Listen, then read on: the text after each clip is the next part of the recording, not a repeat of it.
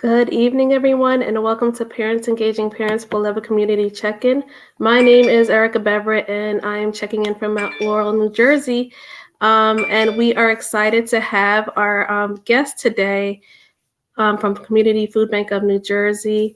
She is going to be presenting us with some good, wholesome ideas on how to build a wholesome diet. But of course, first, I want to begin with our beloved community's mission. And PEP's mission is to promote civic awareness based on proactive community action based on the I'm sorry, I'm having a moment here. Okay, let me rewind that. PEP's mission is to promote civic awareness based on the interest of parents and community leaders. We are excited, of course, to have our guest for today. And I did want to actually begin with a few announcements. And I just wanted to highlight that we are still actively recruiting EJ ambassadors to spread the word about the lead service replacement line. In our community. I'm going to go ahead and put that flyer up so that we can all see that. And maybe I don't.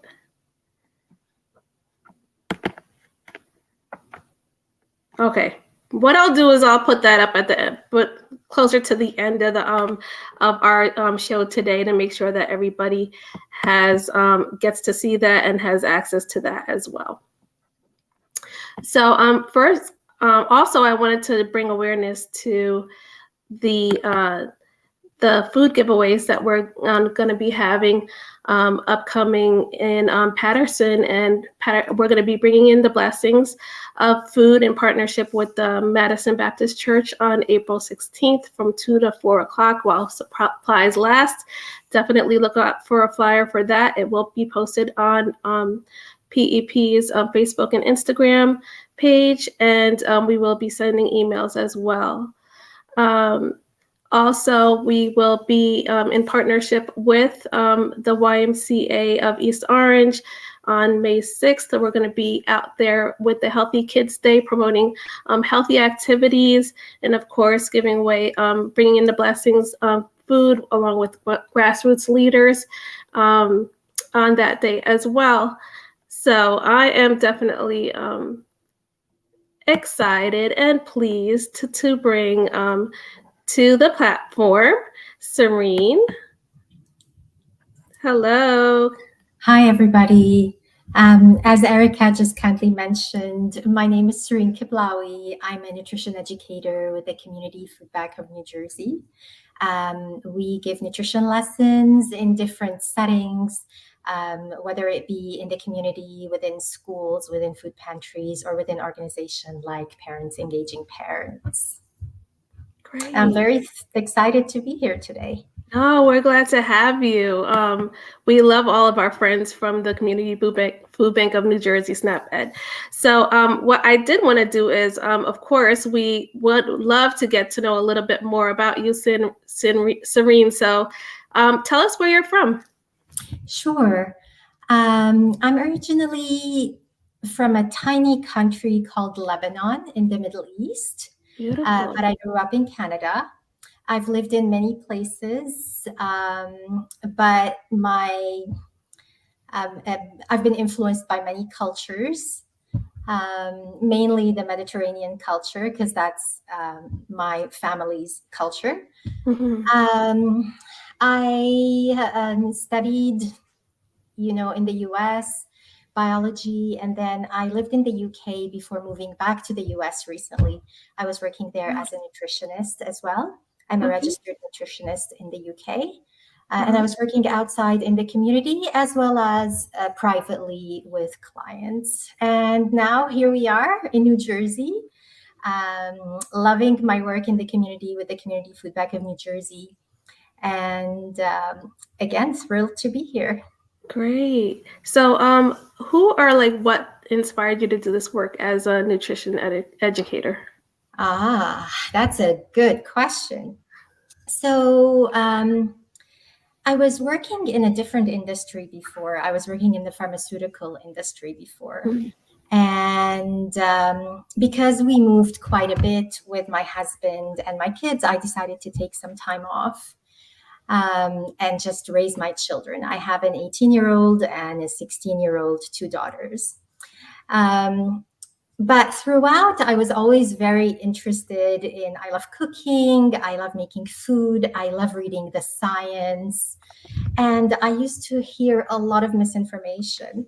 And so I decided to go back to school while I was in the UK, go back to university again and get a nutrition degree. Mhm. And that's how my interest got sparked. Yeah, okay.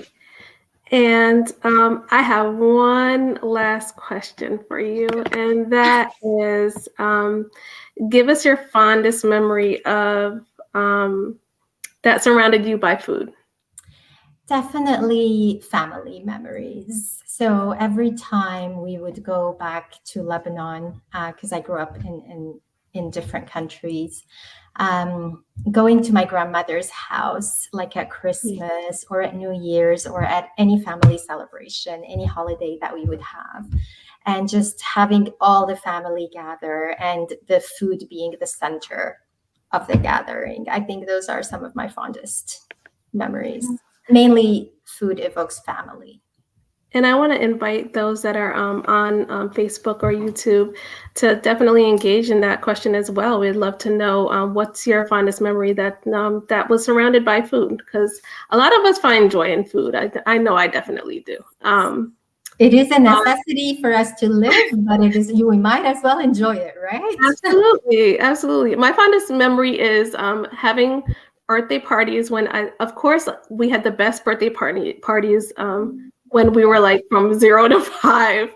But I remember my grandmother made these awesome deviled eggs. Like they were phenomenal. Like I could still taste them and smell them. Like they were great. But yep, that's my foodie story right there. Good evening, all. And let's see. Hello, good evening to all. Family cookouts, definitely. Yeah, I see.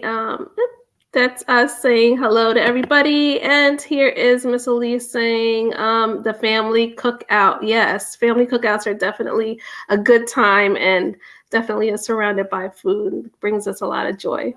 So with that, I would love for us to begin our Food Smarts series as a part of Community Food Bank of New Jersey. And we're going to learn more about building a wholesome diet. Wonderful. So today we're going to talk about building a wholesome diet. And before I start, I'll just start with our Justice for All statement. At the Community Food Bank of New Jersey, we follow, the federal civil rights law and the USDA civil rights regulations and policies. We do not discriminate when we deliver these lessons based on anything: race, color, national origin, sex, religion, disability, age, political beliefs, etc. So having said that, I want to welcome everybody. This is a part of a series that started last week, where my colleague Tori talked about setting the stage for healthy habits. And today we're going to continue and define what is really healthy, because that can differ based on a lot of things, based on our background, based on our capabilities, based on our preferences, based on what we're used to, based on what is accessible. So we're going to talk about building a wholesome diet within a general context.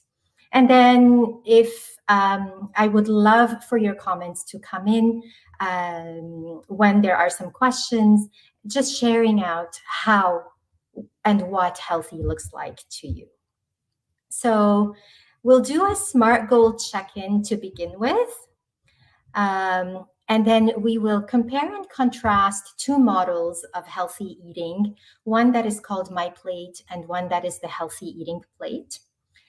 We will talk about the benefits of vegetables and fruits and grains. And then we will watch a little recipe demonstration. So this may have been mentioned in the last lesson. When we are talking about goals, we set goals in life in general for ourselves in a lot of areas of life. We may set a goal when we are kids, for example, to finish our homework in 1 or 2 hours, or to be able to see our friends every weekend, or do something like that. So when it comes to health, the types of goals that you set can determine how successful you will be in achieving them. And so when we're looking at goals, we're looking at the SMART model. And I'm not sure if you all have heard of what SMART means, but basically you want your goal to be specific. So you want to narrow it down and make it clear. You want to be able to measure it. So how will you know? If you don't measure, how will you know that you achieved it? So you want it to be measurable. You want it to be action-based, which means that it is something that you can actually do. It is based on an action that you are going to take in order to get to that goal. And you want to choose something realistic, because often we end up setting goals that are way too large or way too big or not specific enough, and then we end up giving up on them. How many of us have set New Year's resolutions, let's say, and said, oh, this year I am going to work out more?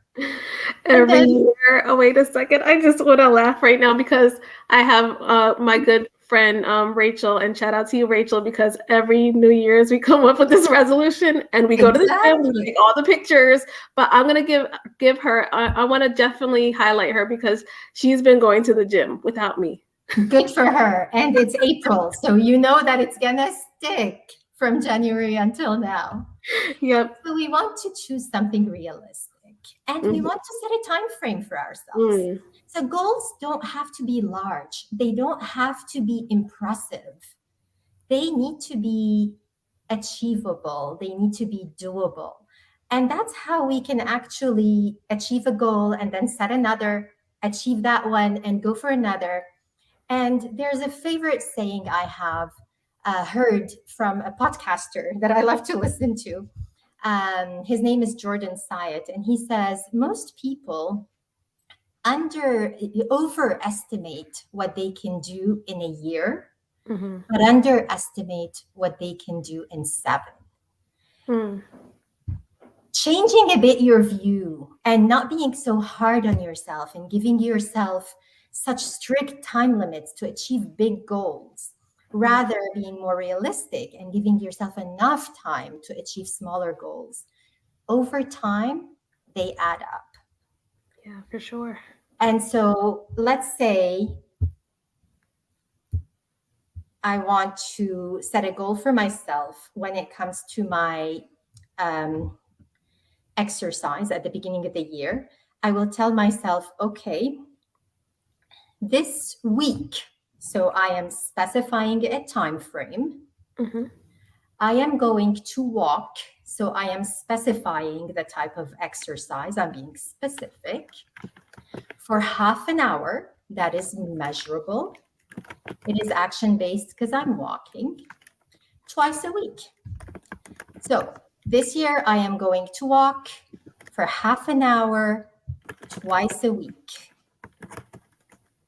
That is specific, measurable, achievable, action-based. It's realistic. I'm not saying I'm going to walk for an hour and a half. I may not have that type of time. I am going to walk. I'm not going to run because I haven't run before. So baby steps. You know, twice a week is something that I can do according to my schedule. So if anyone would like to kind of maybe try this little exercise and try to come up with a goal related to anything, related to eating, related to exercise, relating maybe to your children or any activity that you would like to do. I already see some. Yeah, I just you put that I figured I'll put that up there as a check-in, but you have your slide here, so I'm gonna come up with one for myself. So this week, I am going to do 20. Well, do sit-ups. I'll do 20, and I'll do them every other day. Okay, so this week you are going to do 20 sit-ups every other day. Yes. Okay, that's specific, that's measurable, that's action-based, it's realistic, and it is within a certain time frame. Wonderful. Would anyone else like to maybe try a SMART goal? Is there anybody else that would like to try? What are you going to do?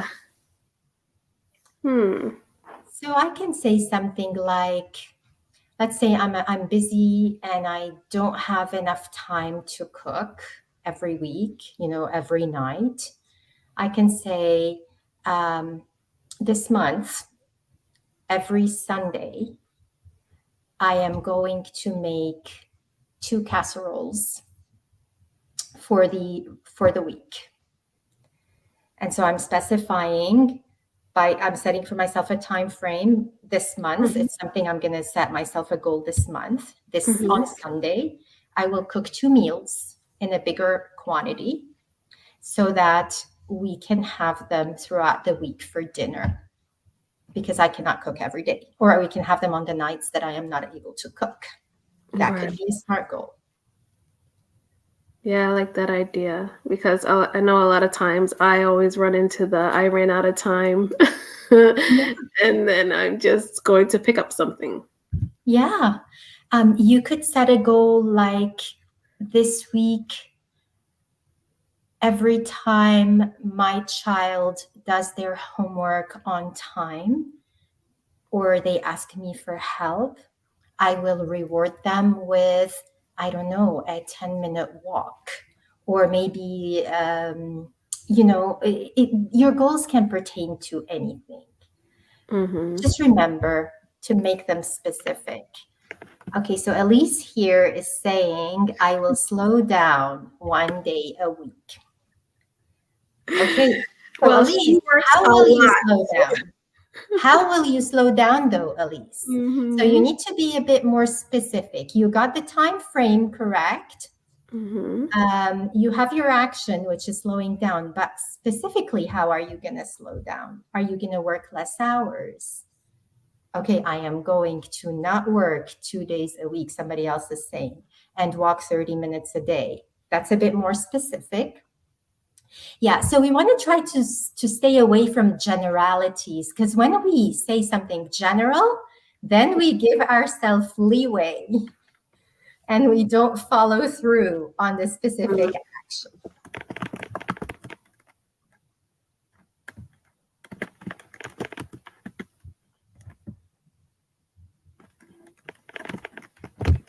All right.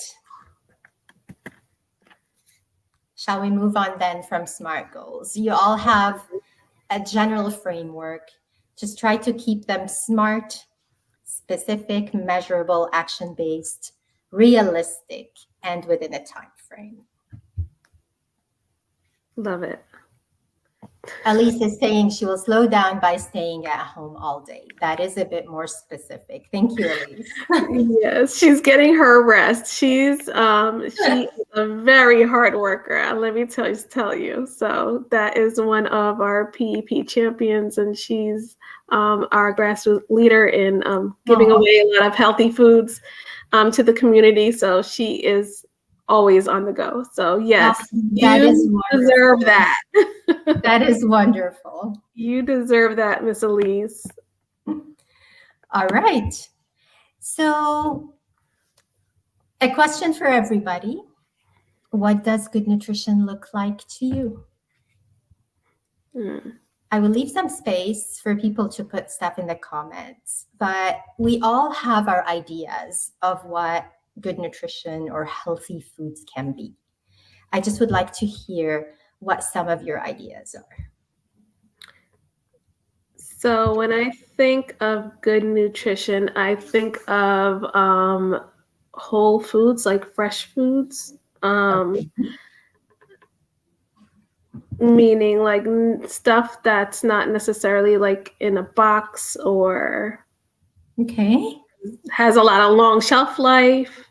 Okay. So So foods that are like minimally processed or yes, maybe not processed, like fresh, maybe yes. fruits or vegetables that you can buy just from the grocery stand or something like that. Mhm.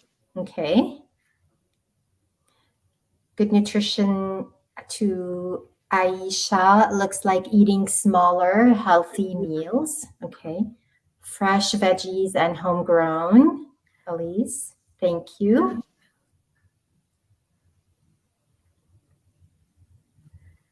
Fresh bread. Oh, yep, fresh veggies and homegrown. Yeah, I tend to also like look for stuff that's colorful. I like to see colors on my plate. Yes. Yeah, We it's like eat always with got to our be a green. eyes as Yeah, well, right?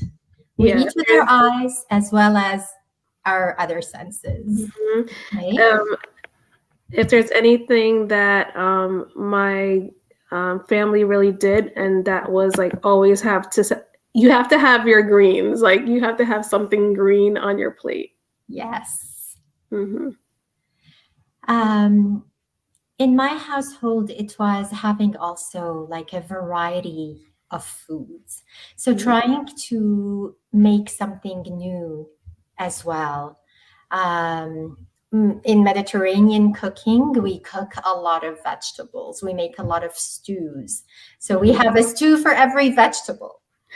And usually those stews will include maybe some type of chicken or meat, but um, good nutrition can look like eating fresh, using a lot of fruits and vegetables. Like you mentioned, Erica, eating whole foods or minimally processed foods.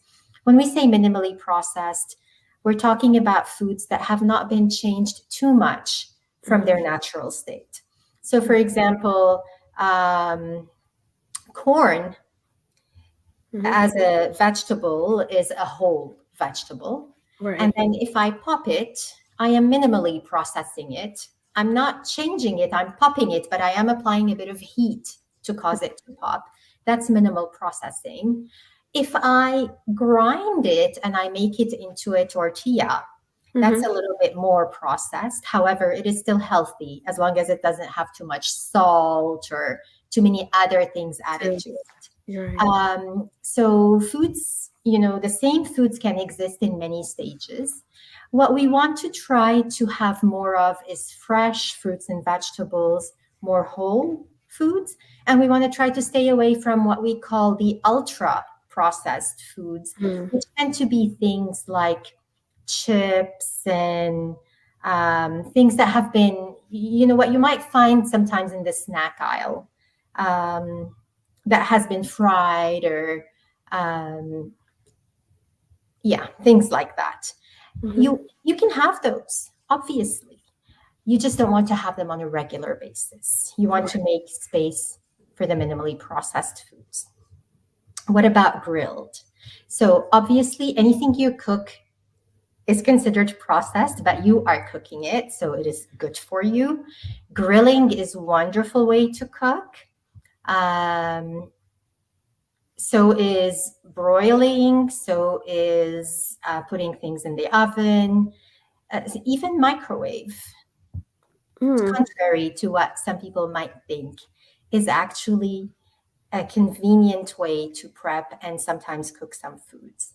We want to avoid things like frying too much or deep frying, just because when we do that, we are increasing the saturated fat content in our food, and saturated fat raises our cholesterol. But we will get into some of this stuff in a little bit. So, thank you all for putting in your ideas about what you think good nutrition looks like. So, we are going to start by talking about my plate. Hmm. Has anyone seen this before? I'm wondering. I've definitely seen it as a Head Start teacher. We definitely followed my plate. Okay, all right. So my plate was created in 2011 by initiative from the First Lady, Michelle Obama, Mm-hmm. to replace the food pyramid. I don't know if y'all remember the food pyramid, but it used to be like a pyramid like this with the base of carbs, and then on top it was veg, and then on top fruit, and then on the top apex was oil. And oils and fats. And it kind of, this is a bit of a departure because this is visually makes more sense. We Right. eat in a plate, and it makes more sense to picture the model of the things that we should include in our diet, or we should try to include in our diet on a plate. So my plate is based on the dietary guidelines for Americans. Every 5 years, the USDA updates those dietary guidelines. And so they were recently updated in 2020. And it is a guide to help us include diverse food groups in our diet and to balance our meals. So if you notice on this plate, it is divided into more or less quarters. And these quarters are fruits and vegetables, grains and protein, and dairy is also included as a food group. So you have 5 food groups that you want to try to include in your daily diet, in your meals. Should I leave some space for questions or go on and maybe anyone has any questions? I do. I see a question, and they wanted to know, and the first one was what microwave. So we wanted to see if microwaving your food is indeed healthy. Sorry. Yeah. So in the scientific literature, there is no evidence that microwaves, the waves that you get, that heat your food, that are emitted from the actual microwave, are harmful. There is no conclusive evidence that they are. Actually, microwaving, because it is quick, it is one of the best ways sometimes to cook. So let's say you want to make a salad with some steamed broccoli as an ingredient, a pasta salad, and you want to put some broccoli in it. I personally don't like to put it raw. I like to steam it, but steaming takes more time. Once I'm done, the water is a bit green or boiling, which means that a lot of my nutrients went out of the broccoli into the water, and then I'm throwing out the water. Right. Instead, what I do is I put my broccoli in a plate. I pour a couple of tablespoons of water in the plate. I cover it and I microwave it for a minute. And then you get the same effect. It's fast, it preserves the nutrients, and it's convenient. So something about, I love to dispel myths around certain things, and the microwave is one of them. It can be convenient. I don't cook full meals in the microwave just because I prefer to do it on the stove, but it is a convenient prepping tool for certain ingredients in certain recipes. I can definitely agree with you on that, and I have a funny story, and it's when I was growing up, my family, my cousins bought a microwave, and so it was like a big deal, like back in the 1980s, right, to have like a microwave, and they put the turkey in the microwave, and it was really bad. Did it explode? Memory. What's that? Did it explode? No, it didn't explode, but it just didn't necessarily taste right. And I don't know, like I think ever since that I'm not too fond of meat in the microwave. Yeah, I think the microwave is fantastic for steaming vegetables, for reheating meals. And if you're going to heat meat in the microwave, a good tip, if you can control the heat setting or the power setting on your microwave, Mm-hmm. Try to do it on the lowest. Um, there are some microwaves that will allow you, for example, not to microwave at 100% power, but microwave at like 60% or 50%. That could be a tip for reheating meats. Mm. But it's fantastic for prepping veg. Yeah, I agree. Elise, I thought the liquid was called pot liquor. I'm I not have sure. know about that. Yeah. I'm not sure what that means. But maybe at least you can explain to us a little bit more. But as you do that, we'll go back into looking at my plate. So if you notice, looking at my plate, you will notice that fruits and vegetables comprise half of the plate, and then grains and protein each comprise about a quarter.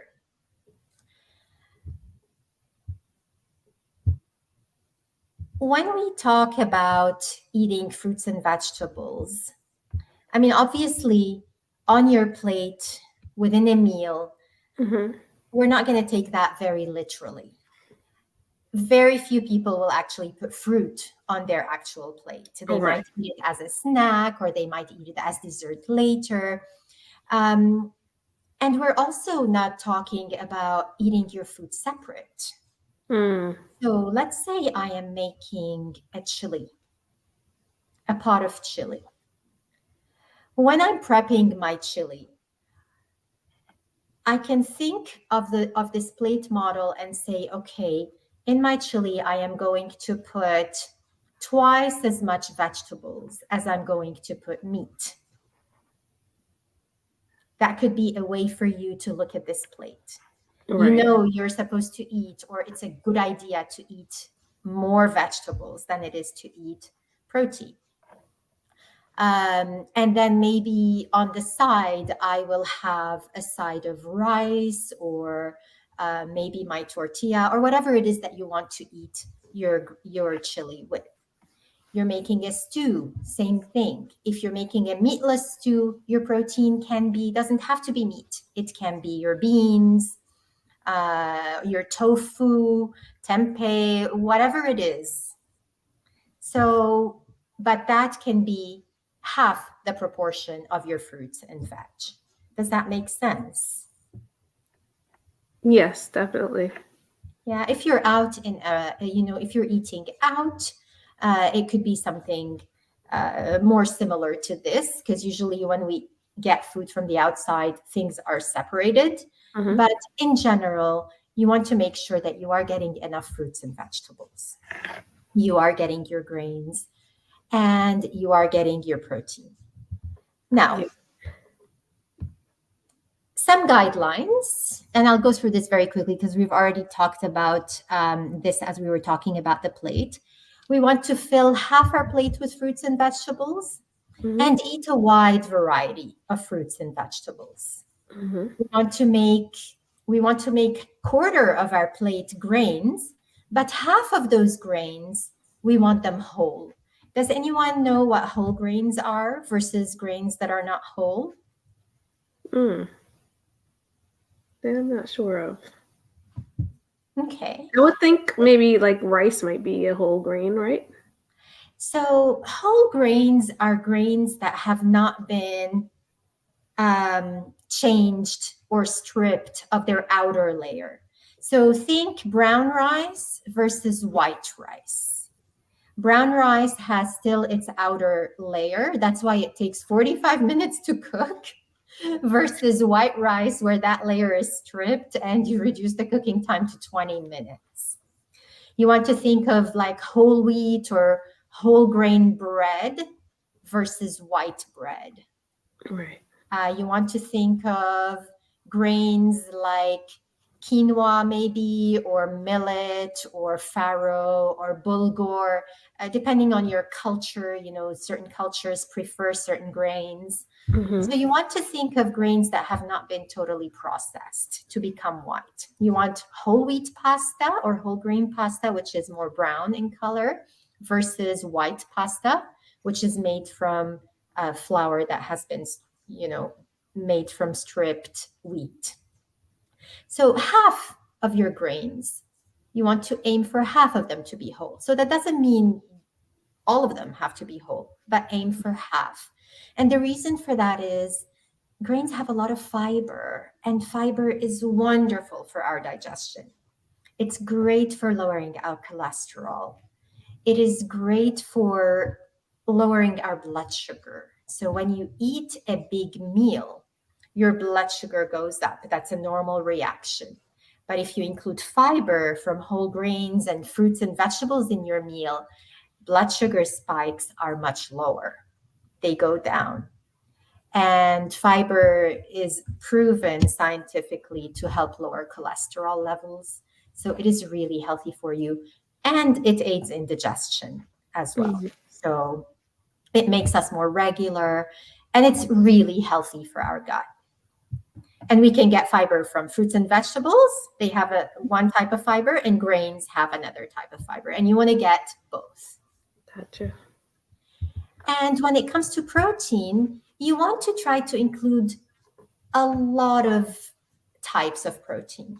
So you might want to do meat-based proteins like chicken, turkey, lean red meats, pork. What else is there? Yeah, those are mainly the animal-based proteins. Mhm. Eggs are animal-based as well, but they are vegetarian. Right. They're a good source of protein. And if you love plant sources of protein, you might want to think of beans and lentils, legumes of all kinds.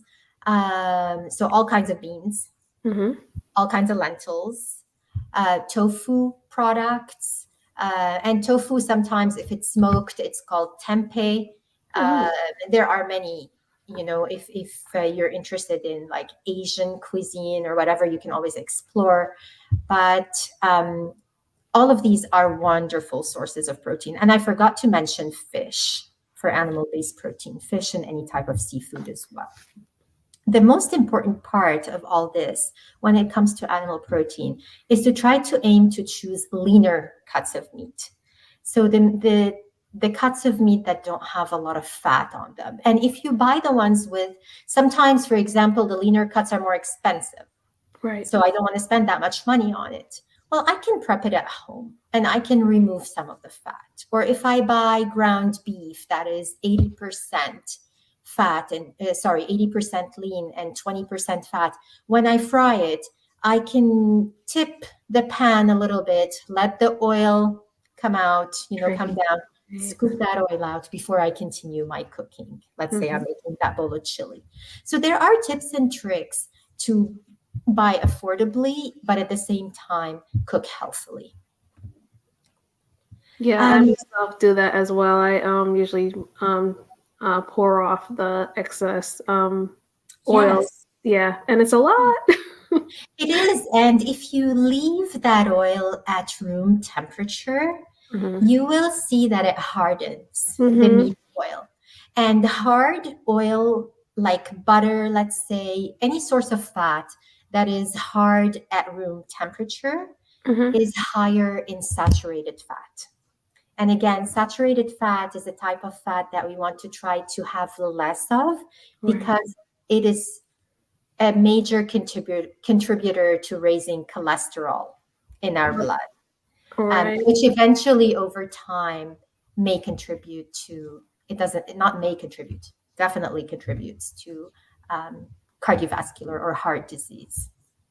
Yeah, I can't help but think when I see that when I see the oils harden, I start thinking about my heart, my arteries. Like my mind goes exactly right there. Like this is Yeah. what they mean when they say your arteries are clogged or you're having yeah. So Well, if you remember as well, though, Erica and everybody, health is a combination of a lot of things, of Mhm, which nutrition is only one. absolutely. Health contributors are nutrition, but there's also physical activity. There's Mhm, also avoiding smoking, um, not drinking too much alcohol. There are many contributors to health. And so Yes, from time to time, have a fried something. You know, I love empanadas, and I was in a restaurant in New York the other day, a street type food, and they made wonderful empanadas, and everybody knows empanadas are fried. They were delicious. Have it. Just it's what matters. What matters is what you do over the long term and on a consistent basis. Of course. One party, one slice of cake is not going to ruin your health every once in a while. It's what you do consistently every day that determines your health. And then we get to dairy. And when we talk about dairy, we mean dairy as well as dairy alternatives. So dairy is anything milk, suggested by my plate and recommended by the dietary guidelines that we have 3 servings a day of dairy, whether it be milk or cheese, or maybe almond or soy if you are allergic or intolerant to lactose. But the reason for the recommendation for dairy is it's a wonderful source of calcium. And calcium is important for bone growth, especially in children. And it is a necessary mineral for the functioning of our bodies and our hearts. So that's why dairy is included on there. And one of the best sources is milk, yogurt, alternative milks and yogurts. And the last one is trying to limit added sugars. And usually added sugars come to us in most of the time in the form of, they're usually ultra processed things like cakes and cupcakes and things that you might pick up from your grocery store that are already prepared in the sweets aisle or on the snack shelves. Yes. It can also come in the form of beverages. So sodas and sweetened teas, lemonades, things like that. Maybe I'll leave some space for questions if anybody has comments before we go on. Oh, I think that we can. Okay, and this is a very similar model, the healthy eating plate. This is Harvard's, so University of Harvard came up as well with its own model of a healthy plate. And if you look at it at first glance, it doesn't look very different from the My Plate model. It still includes the 4 food groups, the vegetables, fruits, whole grains, and healthy protein. Instead of dairy, it says water. So here they are taking into consideration people who may be intolerant, and also trying to get people to, or taking into consideration that sometimes we don't choose low-fat dairy. So it's a good idea that if you choose to consume dairy, that you choose low-fat alternatives, because dairy is an animal product.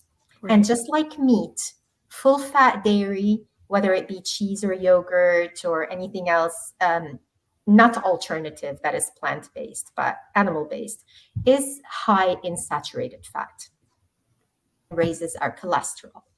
So, so the Harvard model says water, but they also do mention milk and other drinks that you can have. And one other difference here is just that the fruit portion is much smaller than the vegetable portion, while on the My Plate model, it was a little bit more equal, kind of. And that's because they recognize that we don't really include fruits too much in our cooking. We mainly consume them as snacks, or maybe we cook them for dessert, like making pies and things like that. But those are just guides. In terms, I'm surprised that they made it so small, because I was thinking when I see healthy eating plate, I don't think about just for like just one meal. I'm thinking about overall, right? Yeah. I was wondering if they just eliminated it because or made it a lot smaller because of the high content of sugar. So this is a valid point, but I don't think that's why they did it. I think they did it because most people don't consume as much fruits as they do vegetables, just by virtue of the fact that we cook with vegetables much more, or we Uh, make salads more. Um, Fruits are wonderful for you, and you want to aim to have at least 2 servings of fruits a day. The sugar that is in fruits is not sugar that is present in the fruit in isolation, like the sugar that you find in a soda. It is very different. The okay. sugar present in fruit is coupled with fiber and with vitamins and with minerals. And Okay. so you can eat all the fruit that you want, minimum 2 servings a day, and you will be okay. Obviously, we're not saying, eat a whole watermelon in one sitting, but contrary to what everybody might believe, watermelon is actually mostly water and doesn't have that much sugar. It's sweet, but it doesn't have that much sugar. Fruits in salads are wonderful. Elise is saying that she puts them in her salad. I Mm-hmm. love fruits in my salad, especially in the summer when berries are available, in the winter when citrus is available. It's a wonderful way to include fruits in your meal. Yeah, I love the dried cranberries. Yes. So when we talk about fruits and vegetables, we talk about them in all forms. Mm-hmm. We're talking about fresh, we're talking about canned, we're talking about frozen, we're talking about dried. And the nutrient content does not change based on how the fruits, what form you are getting them in, your fruits and vegetables. So let's say you don't have access to always fresh, from a grocery bin or from a store or from a farmer's market. It doesn't mean that we don't eat them. Buy the canned stuff. It's okay. Buy your canned fruits in water rather than sugar, or in natural juice rather than sugar. Buy your canned vegetables in low sodium if there is, because usually for vegetables and beans and things like that, sodium or salt is used as a preservative so that they can last on the shelf for 2 years or over.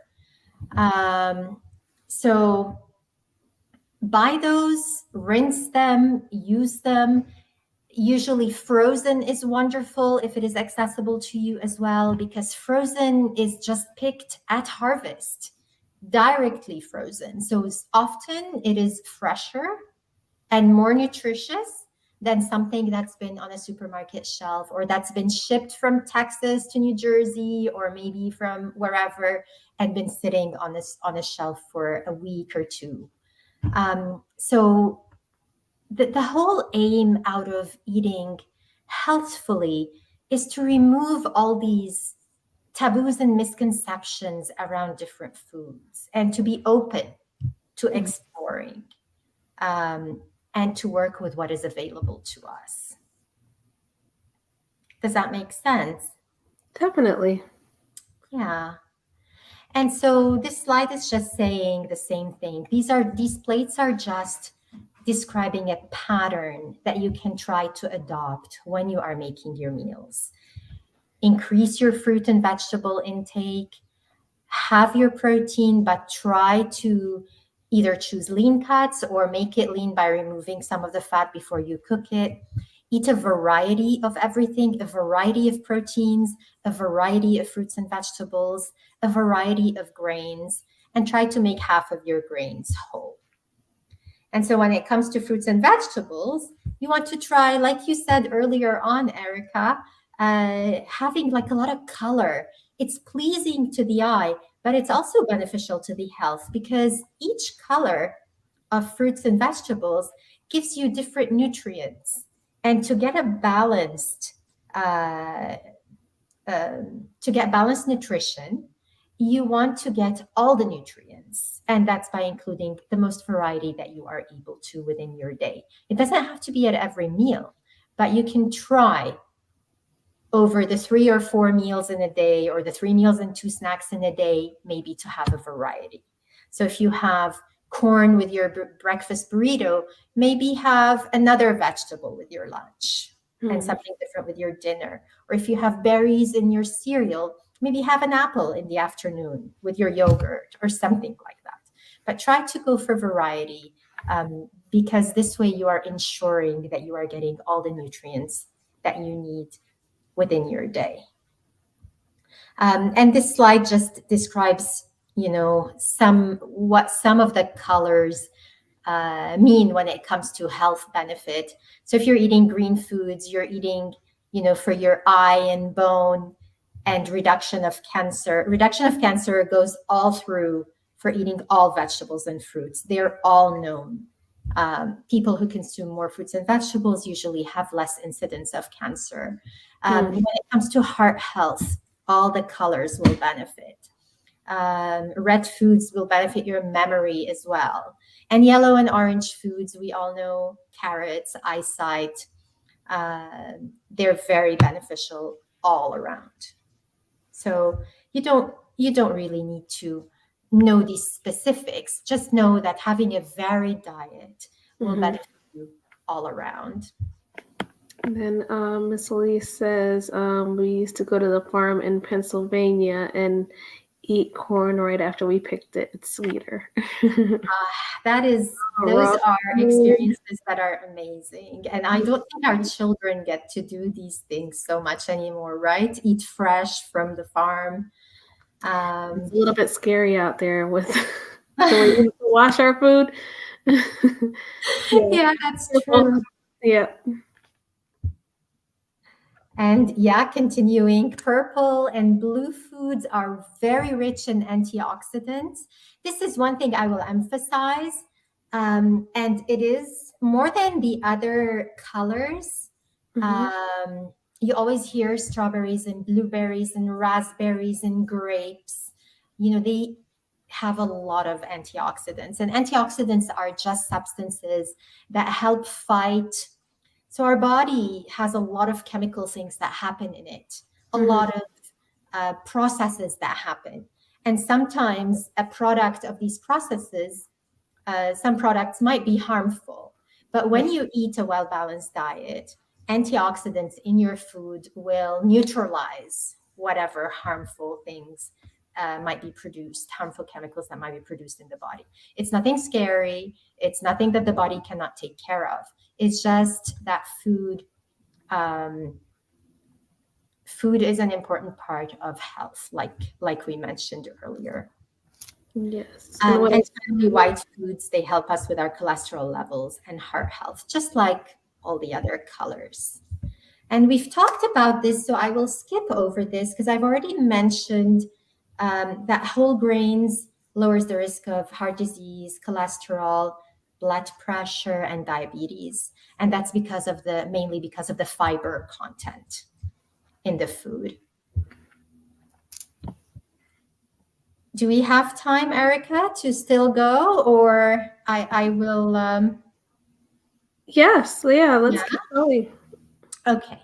So, and the last thing is, and this is a question that a lot of nutrition educators get and nutritionists, how do I know how much to eat? So when it says a serving of this or a serving of that, I'm required to have minimum 2 servings of fruit and minimum 3 servings of vegetables a day and minimum 3 servings of protein. What does that mean? So this slide just gives you some common measurements. When it comes to grains, for example, you want to have about 5 servings a day or 6. So a slice of bread is considered a serving. So if you're having a sandwich with 2 slices of whole grain bread, that's your 2, that's 2. So you can have 3 sandwiches a day and you're still good within what you need to have for grains per day. A tortilla is a serving, a pancake. And when it comes to pasta, it's half a cup. When we say half a cup, well, I have a slide after this that says how you can estimate if you can't measure. So we'll get to that. With veggies, a serving is a medium-sized vegetable or fruit as well. So a medium apple, if we're going to have 2 servings of fruit a day, if you have a medium apple and a banana, that satisfies your daily. It's not as hard as it might seem if you think about it, but sometimes we think that it is. So if you have a banana with some peanut butter in the morning, an apple with some yogurt in the afternoon, and you cook a stew or a chili, and then you have a sandwich like a BLT with some lettuce and tomato, you've had your servings of fruits and vegetables for the day.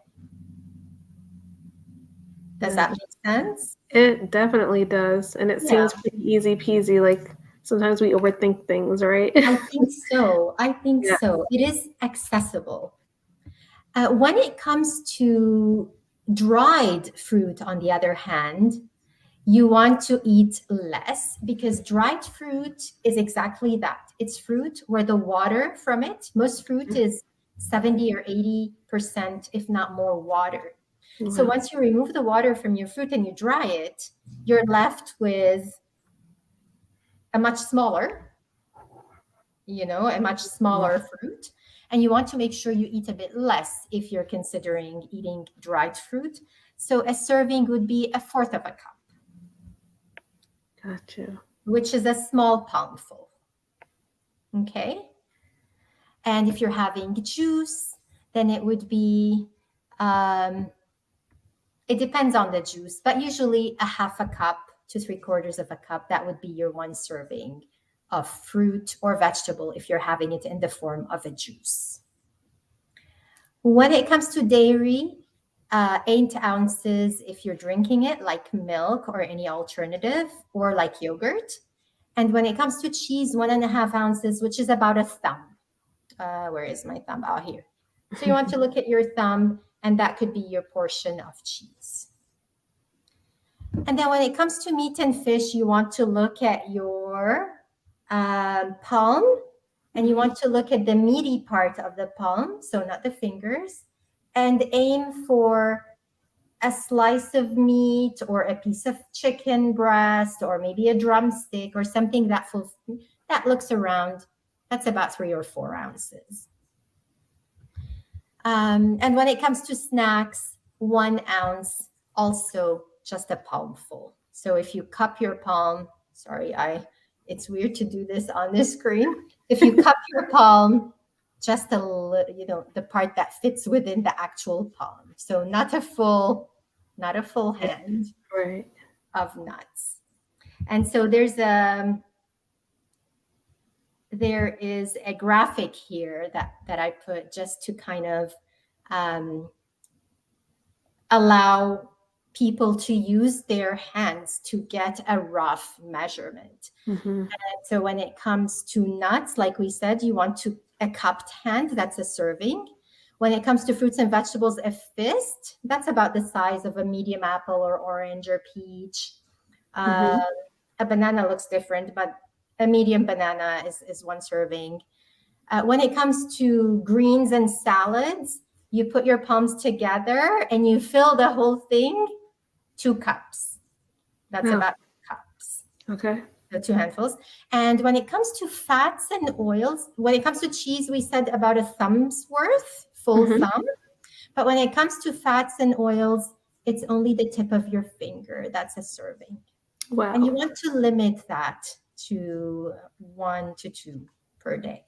So not too much fats, especially when it comes to saturated ones like butter or coconut oil. Remember, you want to choose healthy oils like olive oil, canola oil, vegetable oil, corn oil. There's a lot of misconception around canola oil. I get that question a lot in my classes. But canola oil is not healthy. We hear that it's bad for you. It's not. It's actually one of the best oils that you can use in your cooking or in your salad dressings, just because it is really low in saturated fat and high in unsaturated fat, which is really good for your heart health. Wow. And that's it for me. I think we have a recipe. This is a recipe I love. We do. And it's very easy. And it's a wonderful way to kind of show how you can use my plate as a guideline to make meals with your kids. Great. Hi, I'm Chef Carla Hall, and I'm here with Ashton. Ashton was telling me that he is trying to make healthier choices at school.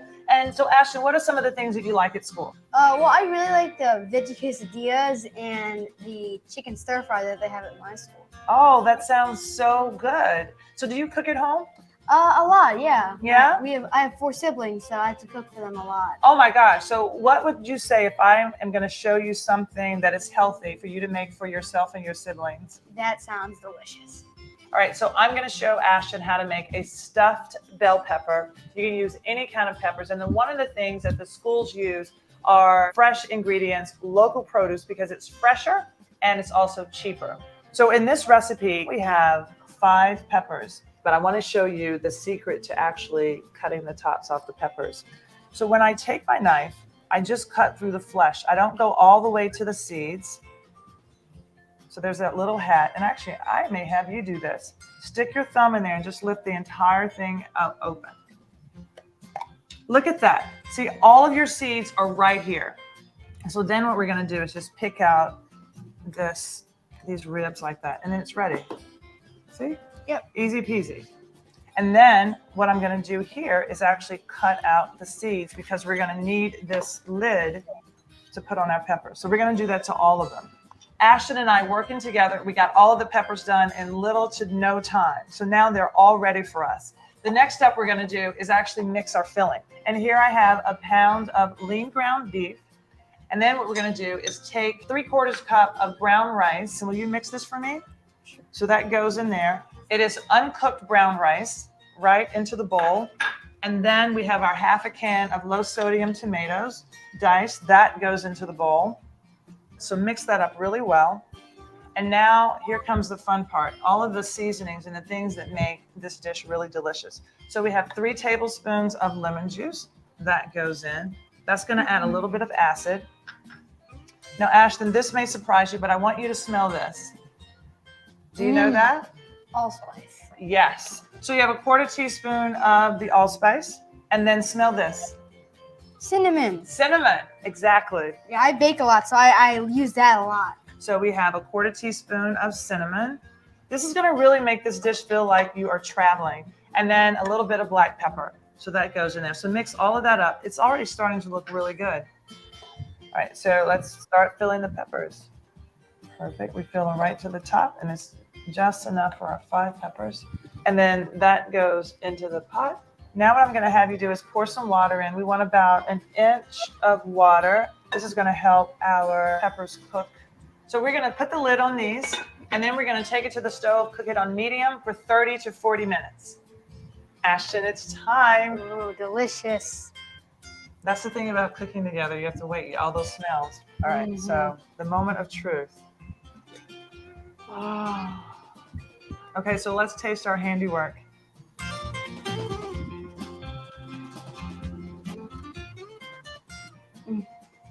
Right? You taste that allspice? Cinnamon. Yes. We made something delicious. Delicious and healthy. All right, if you want to do more of this like we've just done, check out USDA's What's Cooking website. And I hope you're inspired, and I hope you're also inspired to go to the farmer's market and to eat seasonally.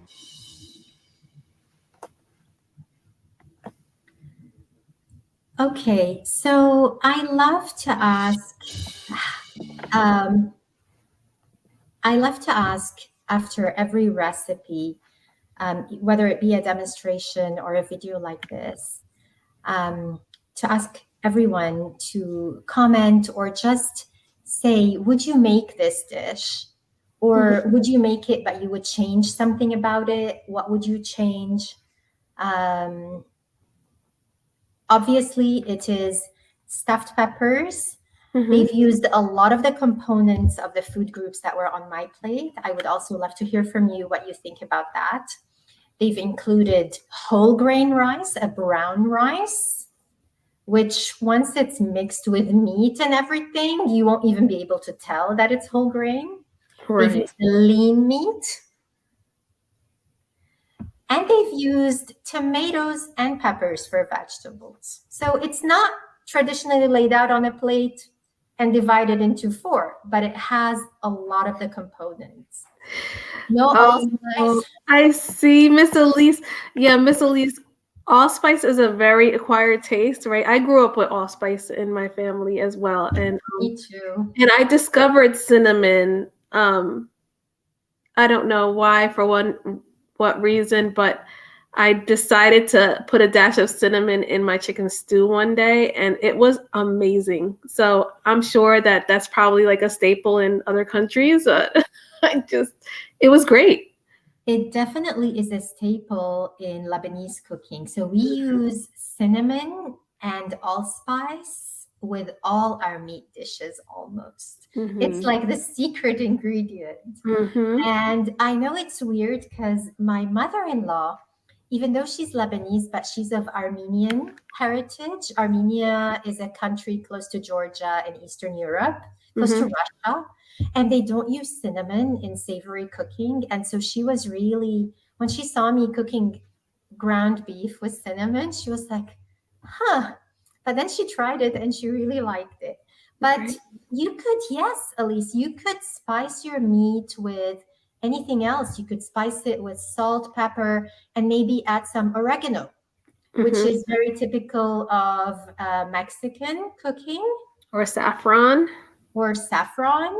You can add no salt seasoning, that is made of a bunch of other spices. Italian seasoning. You make it your own. You could or also just a little dash of Lowry's. Yeah. Just a little bit.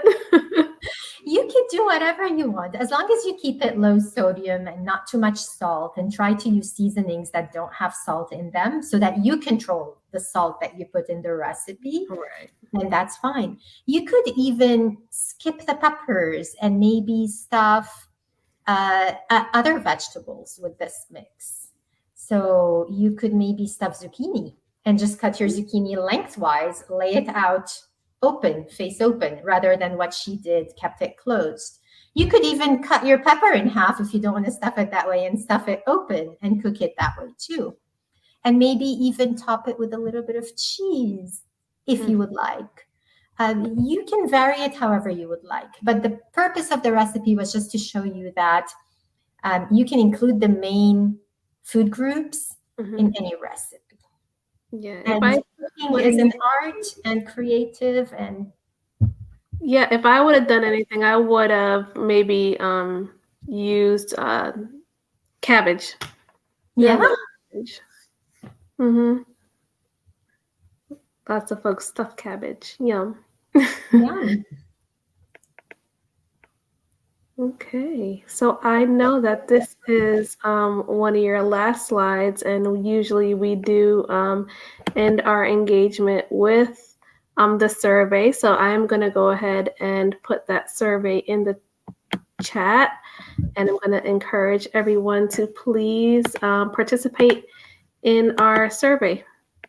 So everybody, just very quickly, this is it's just a demographic, totally anonymous survey. We use these just to kind of see who is attending our lessons, and to allow us to bring those lessons to more groups in different settings. So I would really appreciate it if you can fill it out. You can either scan with your phone the QR code or use the link that Erica has included in the chat. Okay, well, I thank you, Sirine, for joining us this evening on our beloved community check-in. And of course, as I did promise, that I did have an announcement for the EJ ambassadors, and I wanted to queue up that flyer so that everybody can see it, possibly scan it, and take advantage of this opportunity to share the information of the lead service line replacement program. Thank you very much. We are looking for leaders who are committed to support our work in environmental justice. We are going to be going door to door and phone canvassing, engaging in environmental justice workshop actions, and engagement in civic and statewide events. This is your time to advocate. We always want to know what's going on in the community, and we want to know how we can help. This is one of those ways, and you get paid to do it. So definitely grab your phone, scan the barcode, and fill out the form. Okay. And of course, please donate to Parents Engaging Parents. You can hit the donation button at PEPNJ.org.